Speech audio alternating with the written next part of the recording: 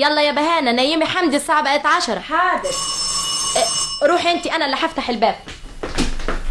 سعيدة يا سوسو. اتأخرت كده ليه؟ والله كان في شغل كتير في المكتب، قلت بدل ما اخده معايا البيت اخلصه بالمرة. اجيب لك تتعشى؟ كمان شوية. طب ما تقوم تقلع هدومك. اما استريح شوية اصلي تعبان. هتقعد عندك في البلكونة؟ شوية، الجو هنا جميل وهادي. على فكرة ايوه.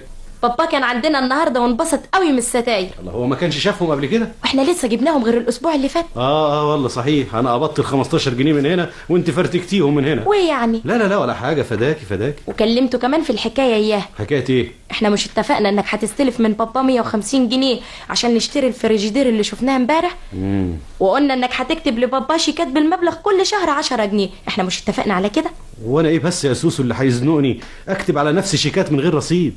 هو انا حتى عندي دفتر شيكات؟ انت مش محول ماهيتك على البنك؟ ايوه. خلاص، وبابا مستعد ياخد منك شيكات على ورقه ابيض، ومش ضروري دفتر شيكات يا سيدي. طب وافرض ان انا وافقت على مبدأ السلف، ما بلاش حكاية الشيكات دي.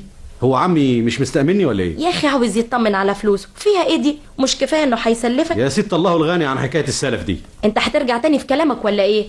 احنا مش شايفين الفريجيدير امبارح وقال لنا بهجت بيه بنفسه ان شاريها ب 320 جنيه، ولولا انه مسافر امريكا ما كانش فرط فيها بالسعر ده ابدا. بس يعني يا سوسو عاوزاني ادفع 15 جنيه ايجار شقة و5 جنيه سلفية البنك، وكمان ادفع 10 جنيه شيكات